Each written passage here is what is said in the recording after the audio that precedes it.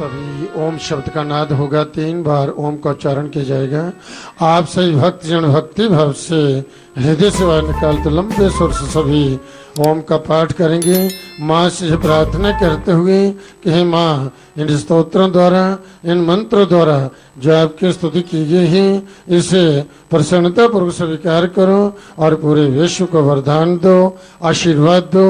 सबके कष्ट, सबके दुख, सबके रोग दूर करो, सबकी मनोकामना पूर्ण करो, सबकी अंग संरक्षा करो, सबका सर्वत्र मंगल करो। ऐसी मंगल प्रार्थना करते हुए विश्व कल्याण के लिए 3 बार सभी एक साथ ओम का पाठ करेंगे।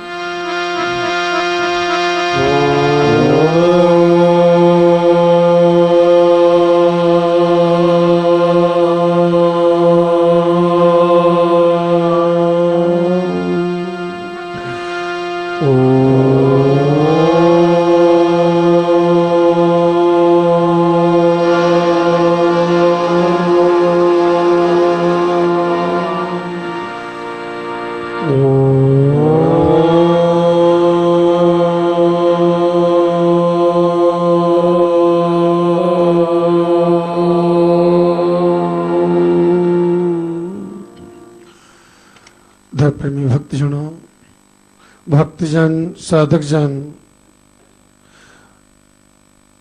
अत्यंत श्रद्धा पूर्वक इस माँ जगजननी माँ वैष्णो देवी के दरबार में आकर के भक्ति भाव से करवत माँ से प्रार्थना करते हैं अपने कल्याण के लिए, परिवार की सुख समृद्धि के लिए माँ से प्रार्थना करते हैं कि हे देवी प्रसन्न होइए और प्रसन्नता पूर्वक हम भक्तों को आशीर्वाद दीजिए। हे माँ, आपकी पूजा में, आपकी आराधना में, आपकी अर्चना में, आपकी भक्ति में किसी प्रकार से भी हमसे कोई त्रुटि हुई हो, कोई भूल हुई हो, किसी प्रकार से कोई जीवन में जानने अनजाने में हमसे कोई अपराध हुआ हो, कोई पाप हुआ हो, तो माँ भगवती हम भक्तों को क्षमा करना और हम भक्तों का मार्गदर्शन करना, हमें सद्बुद्धि सद्ज्ञान देना, सर्वदा हम पर अपनी दया दृष्टि बनाए रखना, अपने चरणों की अविचल भक्ति प्रदान करना। हे देवी, हे माँ वैष्णवी, आपके चरणों में हम सब भक्तों का भक्ति भाव से शत शत प्रणाम। बोलो सच्चे दरबार की। तो भगवत प्रार्थना जो है जो वास्तव में एक कल्प वृक्ष होता है। हम जब भी सच्चे हृदय से, पवित्र मन से उस माँ भगवती आदि शक्ति के शरणागत होकर के, अथवा जो भी आपका कोई इष्ट है उसके शरणागत होकर के आप जब प्रार्थना करते हैं, हृदय से प्रार्थना करते हैं, तो देवी देवताओं की कृपा जो है जे प्राप्त होती ही, जिनकी कृपा से जो है उस मनुष्य के दुख, उसके कष्ट, उसके रोग, उसकी परेशानियां जो है दूर होना शुरू हो जाती है।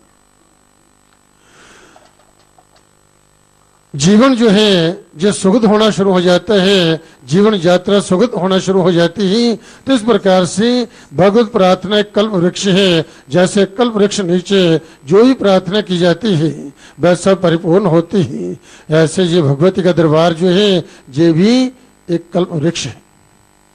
जहाँ पर बैठे हुए हैं जो माँ का दरबार, क्योंकि जहाँ भगवती आदि शक्ति जो समचे जग सारे संसार के रचयिता है, जग जननी जगत माता है, जिसके चरणों में समस्त देवगण भी नतमस्त होते हैं, वह भगवती आदि शक्ति इस दिव्य के अंदर दिव्य पिंडी को विराजमान होकर के यहाँ पर तप करेगी। यही एक ऐसा शक्ति पीठ है यहाँ पर भगवती आदि शक्ति 3 शक्ति के रूप में एक साथ विराजमान है। महाकाली, महालक्ष्मी वैष्णवी और माता महासरस्वती, इन 3 शक्ति के रूप में एक साथ विराजमान है। और इन तीनों शक्तियों का मनुष्य के जीवन में होना बड़ा ही अनिवार्य है। ये कृपा यहीं से प्राप्त हो सकती है। क्रिया शक्ति, हमारा शरीर जो है निरोगी हो, तंदुरुस्त हो, और धन शक्ति, फिर ज्ञान शक्ति, विवेक शक्ति, जो 3 शक्तियां जो जिसके पास है उसके जीवन में जो है कभी उसका अमंगल नहीं होता है और अपने जीवन में हर स्थान पर जो है वह सफल होता है, कहीं असफल नहीं होता। इसलिए ये देवी की पूजा, ये शक्ति उपासना, माँ का ध्यान, माँ का स्मरण, माँ के दर्शन, जो माँ का आशीर्वाद और माँ से जो प्रार्थना जो है जो वास्तव में सब ओर से परम कल्याण को देने वाली ही प्रार्थना जो भगवान को मिलने का सर्वोच्च साधना है। जब हम प्रार्थना करते हैं तो कृपा होती है, माँ की कृपा होती है तो माँ का बुलावा आ जाता है। हम सोचते देखिए हम बात ही कर रहे थे तो बात बन भी गई, बुलावा हुआ, माँ के दरबार में आ गई। तो प्रार्थना से हमें जो है इस प्रकार से भगवान से, उस भगवती से मिलने का सर्वोच्च जो साधन है। प्रार्थना से हमें आध्यात्मिक सिद्धियां जो हैं ये प्राप्त होती हैं, ईश्वर के प्रति जो है विश्वास, श्रद्धा जो है ये बढ़ती है। जैसे जैसे हम भक्ति साधना करते हैं और हमारे कार्य जो है, हमारा जीवन जो है सुखी होना शुरू हो जाता है, तो हमारी श्रद्धा, हमारा विश्वास जो है जी बढ़ना शुरू हो जाता है। हमारी जो है आत्मश्रद्धा, देवी शक्तियां, शील, गुण और देवी भूतियां जो है इनकी अभिवृद्धि को जो है ये प्राप्त होती है। अर्थात जब हम ध्यान करते हैं, माँ भगवती का स्मरण करते हैं तो होता क्या है, प्रातःकाल उठते ही आप जब जो है माँ भगवती का स्मरण करते हुए जगते हैं, माँ का ध्यान करते ही तो मनुष्य की जो सद्वृत्तियां जो हैं ये जागृत होती है। और यदि इसके विपरीत हुआ, ऐसा ना हो तो दुर्वृत्तियां जागृत हो जाती हैं। फिर क्या होता है, मनुष्य को क्रोध आता है, लोभ होता है, परेशानी उत्पन्न हो जाती है, सारा दिन भर अशांत रहता है।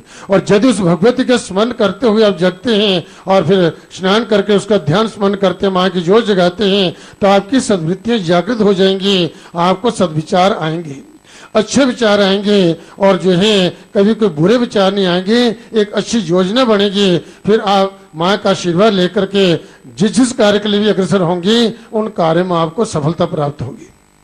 आपका मन जो है अशांत नहीं होगा, अर्थात आपको आत्म शांति, आत्म सुख की प्राप्ति होगी और जीवन यात्रा जो है आपकी जो है ये सुखी बनी रहेगी। इस प्रकार ऐसा करने से इच्छा शक्ति जो है जो सही दिशा में जो है ये विकसित होती है। जब हम साधना करते हैं, प्रार्थना करते हैं, भक्ति करते हैं, इसको प्रार्थना से जो है भगवत कृपा की उपलब्धि जो है ये होती है, उनकी कृपा प्राप्त होती है और मोक्ष मार्ग में जो है भगवान स्वयं जो है जिस सहायक हो जाते हैं। किसी न किसी रूप में आपके जीवन में कोई ऐसा महापुरुष आपको मिल जाएगा जो आपका मार्गदर्शन कर देगा और आपका कल्याण हो जाएगा। कोई ऐसा संत महात्मा मिल जाएगा जिस संग से जो है आपका जीवन जो है कल्याण हो जाएगा। और इतने नहीं, भगवान जो है किसी न किसी रूप में जो है वे भी जो है सहायक हो जाते हैं, मार्गदर्शन जो हमें करते हैं। प्रार्थना दीन दुखों का जो है ये कल्प वृक्ष है। जब भी कोई कष्ट, कोई दुख, विपत्ति आती है तो क्या करते हैं हम परमात्मा को, जब कोई सहारा मिलता नहीं, कहीं भी कोई हमारी सहायता करने वाला नहीं होता, तब जो क्या करते हैं परमात्मा अब तू ही है, हे महारानी तू ही कृपा करके मनते जो है व्यक्ति करते हैं, कृपा हो जाए माँ, जे कष्ट, जे दुख, जे विपत्ति, जे रोग दूर हो जाए माँ, हम तेरे दरबार में नंगे पैर जो है चल करके तेरा दर्शन करेंगे। माँ की कृपा होती वह कष्ट, वह दुख, रोग दूर होता है, क्योंकि जय भगवती उन शरणागत भक्तों के हृदय की बात को जो जानती है, सुनती हैं, क्योंकि हृदयेश्वरी जिस सबके हृदय बैठी हुई है, जब भी सच्चे हृदय से साधक उसे पुकारते हैं, निश्चित रूप से भगवती जो है उनकी अर्ज ओर से जो है अंशक रक्षा करती है। पांडवों के जीवन में कितने कष्ट आए, कितनी विपत्तियां आई, इस प्रकार हर विपत्ति में जो है उन्होंने भगवान का स्मरण किया है। द्रौपदी ने, उसके जीवन में कितने कष्ट है, कितना अपमान सहना पड़ा, उसने भगवान का स्मरण किया और भगवान जो किस प्रकार से अदृश्य रूप में उनके सहायक हुए और हर स्थान पर जो है उनकी रक्षा की और भरी सभा में द्रौपदी की लाज बचाई। इसलिए भगवान कहते हैं आप कहीं भी किसी भी स्थिति में आप मेरा स्मरण तो कीजिए, मुझे याद तो कीजिए, और हर परिस्थिति में जब भी आप मुझे याद करोगे मैं निश्चित रूप से आपकी रक्षा करूंगा, आपका सब ओर से कल्याण करूंगा। इसलिए जी प्रार्थना जो होती है जो दीन दुखियों का कल्प वृक्ष है, रोगियों के लिए संजीवनी बूटी है।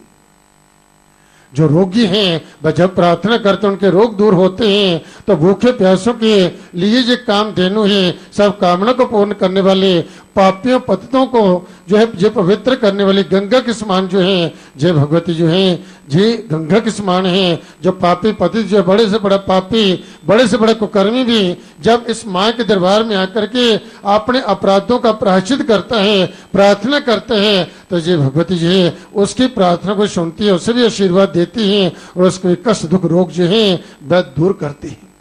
फिर जो प्रतिदिन सच्चे हृदय से पवित्र मन से भगवती का ध्यान करता है, स्मरण करता है, माँ की जोर जगाता है, इस प्रकार मंत्रों के द्वारा माँ की स्तुति करता है, तो निश्चित रूप से वह भक्त जो है माँ की कृपा से परम कल्याण को प्राप्त होते हैं। प्रार्थना जो है जो जीवात्मा का भोजन है,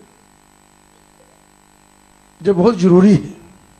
प्रार्थना ही जीवात्मा का भोजन और प्रतिदिन प्रार्थना सबको करनी चाहिए।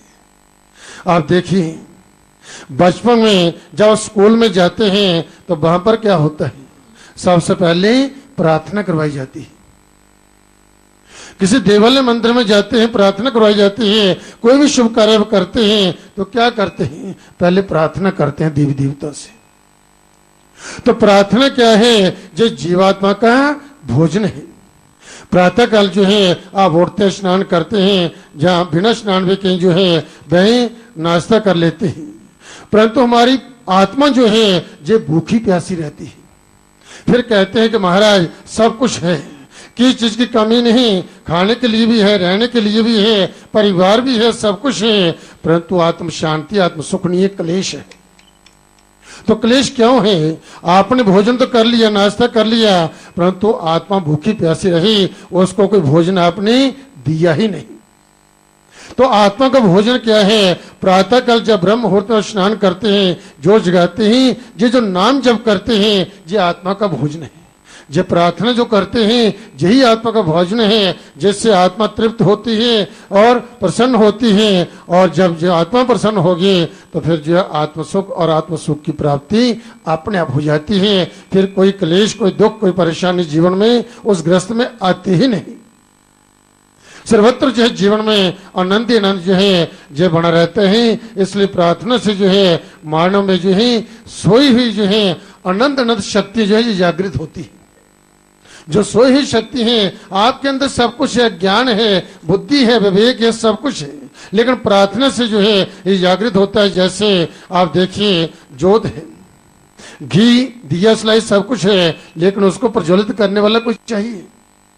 इसलिए कहते हैं सदगुरु के पास जो है जाने का कारण यही होता है। सदगुरु जब मार्गदर्शन करता है तो उस प्रकार से उस व्यक्ति की सोई शक्ति जो है जागृत होती हैं और उसके ज्ञान की प्राप्ति। महाराज वह गुरु की शरण में गया, अब जो है वह इतना तपस्वी, इतना ज्ञानी हो गया है और उसके जीवन इतनी सिद्धि सिद्धि रिद्धि सिद्धि हो गई है, वह जो जो कार्य करता है उसके सब कार्य सफल हो जाते हैं। कारण उसके अंदर की सोई शक्तियां जो थी वह जागृत हुई और उनके बुद्धि विवेक जो है ठीक प्रकार से काम करने लगा और इस प्रकार से वह उत्तरोत्तर उन्नतशील होने लगा, इस संसार में स्व सुखों को प्राप्त करने लगा। तो कारण यही है, जो प्रार्थना जो सोई शक्तियों को जागृत करती हैं। हमारे अंदर जो सद्वृत्तियां जागृत होती हैं, जब प्रातः काल उठते ही हम भगवती का स्मरण, माँ का ध्यान करते हैं। बोलो सच्चे दरबार की जय। तो आज जो है चतुर्दशी युक्त पूर्णिमा है। आज चतुर्दशी जो है 1:30 तक जो है जिस चतुर्दशी रहेगी उसके उपरांत पूर्णिमा प्रारंभ हो जाएगी। इस प्रकार से कल जो है 1 बजे तक जो है जो मध्याह्न काल तक जो है पूर्णिमा रहेगी। तो आज रात्रि वाला व्रत जो पूर्णिमा का आज है, दिन वाली पूर्णिमा कल होगी। तो होली का दहन जो है जो आज सायंकाल को जो है जो होगा 6:33 से लेकर के 9 बजे तक जो निषिद्ध काल जो है, क्योंकि आज जो सारा दिन भद्रा है तो भद्रा में जो होली का दहन जो है ये निषेध बतलाया गया है। फिर शास्त्र में इसका निर्णय देते हुए कहा गया है कि मुख छोड़, भद्रा का मुख का त्याग कर करके जब पूंछ जो है उसकी आती है तो उसमें जो है होली का दहन आप कर सकते हैं। तो वह समय जो है इसके पुष्प जो है वह ग्रहण की गई है, जिसमें जो है 6:33 से लेकर के 9 बजे तक जो है आप होली का दहन जो है आज कर सकते हैं। तो होली की आप सबको हार्दिक शुभकामनाएं, बहुत बहुत बधाई और मां वैष्णो देवी की ओर से सब भक्तों को वरदापन आशीर्वाद। बोलो सच्चे दरबार की जय। तो इस प्रकार से आज के दिन जो है विशेषकर सत्यनारायण का व्रत जो है रात्रि वाली पूर्णिमा आज होती है, रात को चंद्रमा की पूजा कर करके व्रत का पालन किया जाता है और कल दिन वाली पूर्णिमा होगी जो दिन में जो है जिसका पारण जो है जो पूर्णिमा में किया जाता है। तो इस प्रकार सत्यनारायण का व्रत जो है जे सब कष्टों को, दुखों को, विपत्तियों को, परेशानियों को जे दूर करने वाले ही, जे सुख सौभाग्य को देने वाले ही, धन धान्य की वृद्धि करने वाले ही, परमेश्वर को देने वाले ही, जे कष्टों को, रोगों को दूर करने वाले, शत्रु और विजय दिलाने वाले हैं और परम मोक्ष को देने वाला है। ऐसा जो व्रत जो है इसे जो है जे महीने में जो है कहा है कि 4 व्रत जो होते हैं इसे अवश्य करना चाहिए। महीने की 2 एकादशी आती है, इनका व्रत जब शुक्ल पक्ष और कृष्ण पक्ष में, दूसरा जो है यहाँ महीने में 2 जो है, एक तो पूर्णिमा होती है, दूसरी अमावस्या होती है। ये 4 व्रत इनका विशेष महत्व बतलाया गया है। तो इसलिए जो पूर्णिमा जो है जिसमें आप चंद्रों का पूजन करते हैं और अमावस्या में सूर्य का पूजन होता है। तो अमावस्या के दिन सूर्य चंद्रमा का जो है ये संयोग मिलन होता है। तो इसलिए ये व्रत करने से जो है, क्योंकि चंद्रमा जो है ये बुद्धि के देवता है, नहीं जहां सूर्य जो है ये बुद्धि के देवता है और चंद्रमा मन के देवता है। तो इसलिए जो सूर्य की पूजा करते हैं उनकी बुद्धि, उनका विवेक जब प्रखर होता है और उनमें कभी कोई विकृति नहीं आती है। इस प्रकार से सूर्य की पूजा करने से और चंद्रों की पूजा करने से मन जो है ये कभी विचलित नहीं होता। महाराज इसका मन जो है ये एक जगह टिकता ही नहीं। तो इस प्रकार से जो व्रत, जो उपवास जो है, जो साधना जो बतलाई गई है और नाम जब जो है ये सब करने से जो है मनुष्य का जीवन जो है एक तो सुरक्षित रहता है, उनकी कभी अकाल मृत्यु नहीं होती, वह पूर्ण आयु का भोग करता है। दूसरा जो निरोगी जीवन जीता है और संसार में वह स्व सुखों का भोग करता हुआ अंत में परम मोक्ष को वह प्राप्त कर लेता। बोलो सच्चे दरबार की जय। तो आप सभी माँ भगवती आदिशक्ति के चरणों का ध्यान करते हुए माँ भगवती के मूल मंत्र का आप पाठ करेंगी। यह मंत्र परम शक्तिशाली मंत्र है और यह मंत्र आपके सामने इस गुहा द्वार पर स्मरण अक्षर में लिखा गया है। ये साक्षात माँ भगवती के स्वरूप है और ये परम शक्तिशाली मंत्र जो है जो भक्तजन इसे अपने हृदय में ध्यान करके प्रतिदिन प्रातःकाल सायंकाल दोनों समय माँ की जोत जगा करके इस मंत्र का जप करते हैं, माँ की आरती करते हैं, माँ से प्रार्थना करते हैं, निश्चित रूप से उनका ग्रस्त, उनका परिवार, उनका जीवन जो है कल्याण हो जाता है। तो आप सभी उनका सर्वत्र मंगल होता है। तो सभी इस मंत्र का पाठ करेंगे। सब मिलकर बोलना। ओम ऐं ह्रीं क्लीं चामुंडायै विच्चे। ओम ऐं ह्रीं क्लीं चामुंडायै विच्चे। ओम ऐं ह्रीं क्लीं चामुंडायै विच्चे। ओम ऐं ह्रीं क्लीं चामुंडायै विच्चे। ओम ऐं ह्रीं क्लीं चामुंडायै विच्चे। ओम ऐं ह्रीं क्लीं चामुंडायै विच्चे। बोलो सच्चे दरबार की जय।